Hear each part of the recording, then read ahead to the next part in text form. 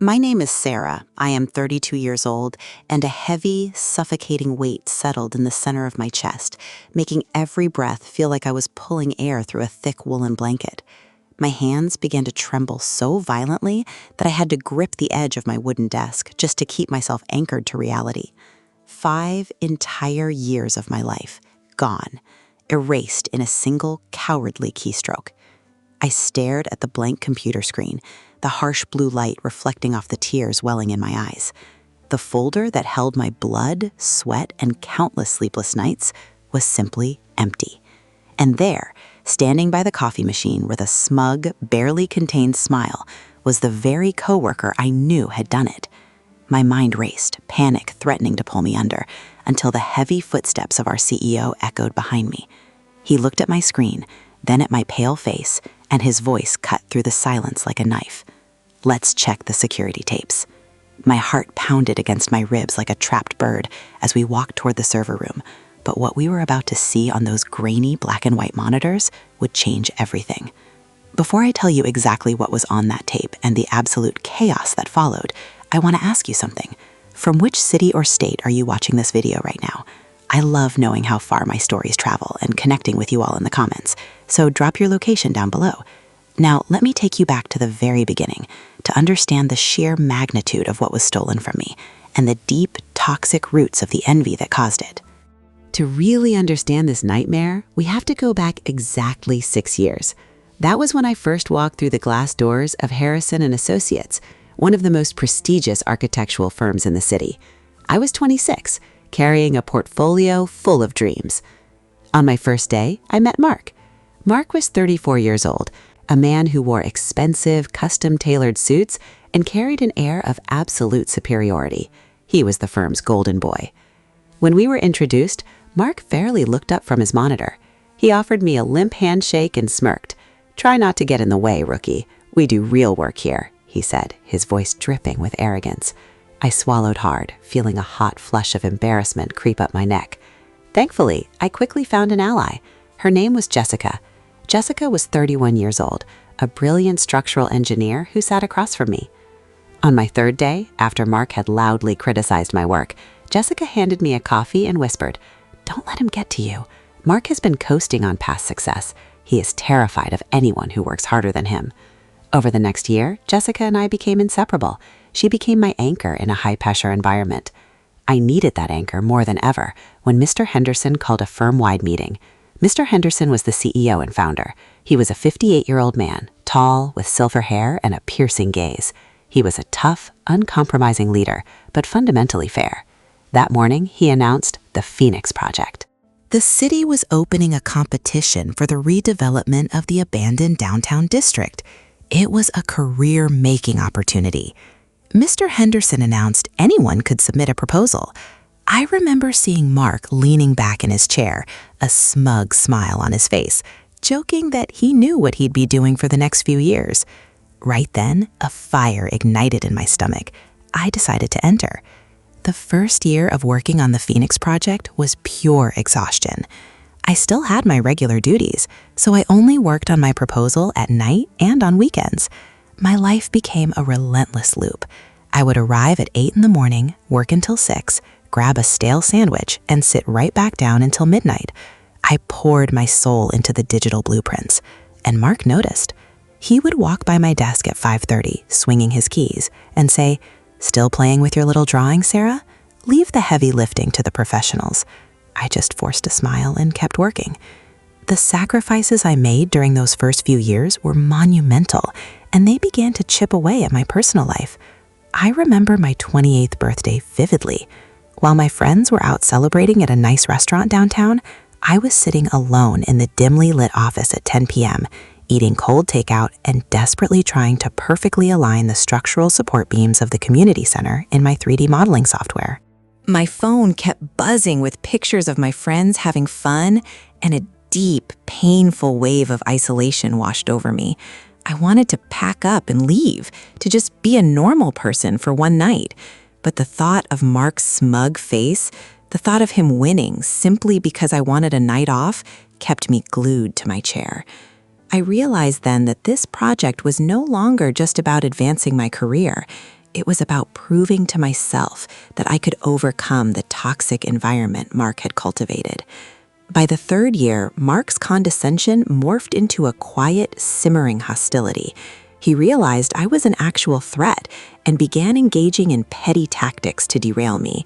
He would accidentally leave crucial city zoning updates off the memos he forwarded to me, or schedule mandatory team meetings right in the middle of my designated lunch break, knowing that was my only hour to review my models. I was constantly exhausted, running on 4 hours of sleep. I lost touch with my friends and missed my sister's dinner invitations. Jessica saw the toll it was taking. "Sarah, look at yourself," she said gently over diner food one Friday night. "Your design is incredible, but Mark is trying to break you. You have to protect your peace." As we entered the 4th year, the project grew massive. During an informal walkthrough, Mr. Henderson stopped by my desk, watched my screen, and placed a hand on my shoulder. "This is extraordinary work, Sarah. Highly innovative," he said. When he walked away, I looked up and saw Mark staring at me through the glass walls. His face was pale, his jaw clenched tight. His eyes were dark pools of pure, unfiltered envy. Entering the final month, the 5th year of this marathon, I became completely paranoid. I knew what Mark was capable of. I started bringing a physical external hard drive to work every single day. Every night, I would save my entire project folder to the firm's secure local server and then copy every single file onto my portable drive, locking it in my drawer. I was leaving nothing to chance. The internal presentation to Mr. Henderson was scheduled for a Friday morning at 9 a.m. This would determine whose design the firm would submit to the city. The entire week, I barely slept. Mark, oddly, seemed perfectly relaxed, whistling in the hallways and leaving at 5 on the dot. It made my stomach churn. That Thursday evening, the quiet in the office felt different. It wasn't the usual eerie silence. It felt heavy, almost suffocating, like the calm before a devastating storm. I had spent the last 4 hours meticulously reviewing the budget projections. I wanted to make absolutely sure that not a single number was out of place, knowing that Mark would likely try to pick apart my presentation during the Q&A session. When I finally initiated the file transfer to my external hard drive, I watched the green progress bar with a feeling of absolute reverence. It was as if I was watching my entire future being codified into digital data. But in my bone-deep exhaustion, I made a fatal mistake. Instead of locking the drive in my drawer, I slipped it into my unzipped leather laptop bag on the floor. My vision blurring from fatigue, I left the building, leaving the bag tucked under my desk. I arrived at 7:30 a.m. on Friday. The office was quiet. I walked to my desk, my heart fluttering with anticipation. I reached under my desk to grab my bag, but my hand met empty air. I bent down. The bag was there, but my silver external hard drive was gone. A cold sweat broke out across my forehead. "No, no, no," I muttered, my hands shaking. I logged into my computer, opened the secure O drive, and double-clicked my project folder. The window opened.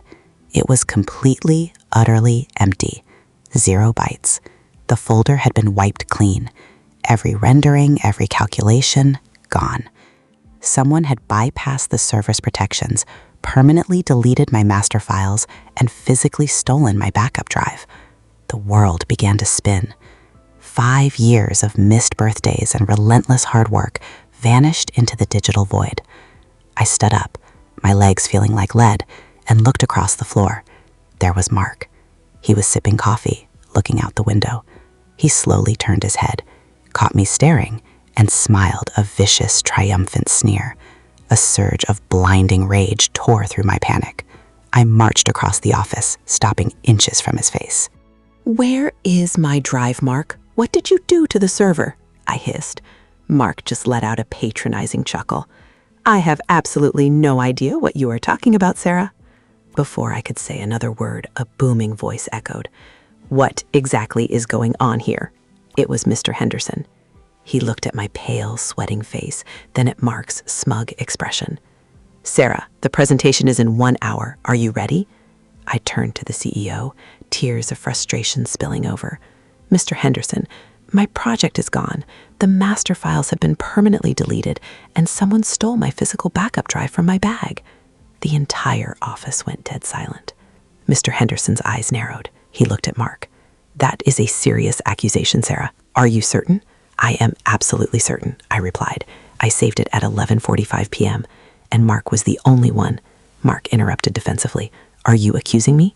You probably cracked under the pressure. Mr. Henderson silenced him with a raised hand. We don't need to guess. Let's check the security tapes. The color completely drained from Mark's face, leaving him looking like a sick ghost. Security tapes, he stammered. Since when? Mr. Henderson's eyes were like ice. Since last weekend. We had a lobby breach, so I had discrete cameras installed on every floor. Now both of you, come with me. David, Mr. Henderson commanded the IT director, pull up the feed covering Sarah's desk, timestamp between midnight and 7 a.m. David nodded, and the large monitor flickered to life. The timestamp read 02:14 a.m. The office was dark. Then, at 02:17 a.m., the elevator doors slid open. A figure stepped out. Even in the grainy footage, the custom-tailored suit and arrogant walk were unmistakable. It was Mark. We watched as he crept straight to my desk. He used a basic administrative override to access my computer. We watched him sit there for 3 minutes, clicking the mouse, deleting my life's work. Then he reached under my desk, unzipped my bag, and pulled out the silver hard drive. He slipped it into his jacket pocket, shut down my computer, and walked back to the elevators. The silence in the room was absolute, broken only by Mark's ragged breathing. He was trapped. Mr. Henderson slowly turned to face him, radiating terrifying fury. In my 30 years, I have never seen such a pathetic, cowardly display of sabotage, the CEO rumbled. You didn't just try to destroy a colleague's career, you tried to sabotage this firm because your ego couldn't handle being bested. Mark trembled violently, begging to explain. Shut your mouth, Mr. Henderson roared. David, revoke his access. Mark, you are fired, effective immediately. We will be contacting the lawyers regarding the theft and destruction of data. Get out of my sight. Watching Mark being escorted out by security was a surreal experience. This was a man who for 5 years had walked around the office like he owned the building. Seeing him now, weeping openly, his shoulders slumped as he carried a cardboard box, was pathetic. The entire office had stopped working to watch him go. Nobody said a word. His toxic behavior had alienated everyone, and now, in his darkest moment, he was completely alone. I felt a complex knot of emotions in my chest. Part of me was furious, but another part of me felt a deep pity for him. But I couldn't dwell on his downfall for long. The clock on the wall was ticking relentlessly toward 9 a.m. I looked at Mr. Henderson, my voice breaking. Sir, I am so grateful you caught him, but the presentation is in 30 minutes. The files are gone. The drive is in his pocket. I have nothing to show the partners. Mr. Henderson looked at me with deep sympathy. I know, Sarah. This is a tragedy. We will have to push the meeting, and we might not have time to recreate your work. I looked down at my hands, despair threatening to swallow me. But then, a tiny memory sparked in the back of my mind. It was something Jessica had forced me to do 6 months ago when she was paranoid about server crashes. I looked up, my eyes wide. Wait, I whispered. David, do I have access to the external internet from the presentation room? David looked confused but nodded. Yes, it's hooked up to the secure Wi-Fi. A massive, hysterical laugh escaped my lips. I looked at Mr. Henderson, a huge smile breaking across my face. Don't cancel the meeting, sir. I don't need the local server, and I don't need that stolen hard drive. Because 6 months ago, I bought a private, encrypted cloud storage subscription. Every time I saved my work to the server, I also uploaded a compressed backup to my personal cloud. My project isn't gone. It's safe. The presentation room was packed with all the senior partners. When I logged into my cloud account and pulled up the master folder, a collective gasp echoed through the room as the stunning renders filled the projector screen. I spoke with a passion forged in the crucible of Mark's toxic envy. When I finished, the room erupted into a standing ovation, led by a fiercely proud Mr. Henderson. We submitted my design, and 3 months later, we won the city contract. I was promoted to lead architect. As for Mark, the firm sued him. He lost his license to practice architecture due to the severe ethical violations and criminal charges. His reputation was permanently destroyed by his own uncontrollable jealousy. Looking back on those 5 grueling years, I realized a profound truth. Envy is a poison that destroys the vessel that holds it. Mark spent so much energy trying to blow out my candle, completely unaware that doing so wouldn't make his own shine any brighter. I learned that true success is about protecting your peace and never allowing someone else's insecurity to dictate your worth. Have you ever had a coworker or friend try to sabotage your success out of pure envy? And if you were in my shoes that morning, would you have been able to keep your composure? Let me know in the comments below. I read every single one of them. Thank you for listening to my journey. Until the next story.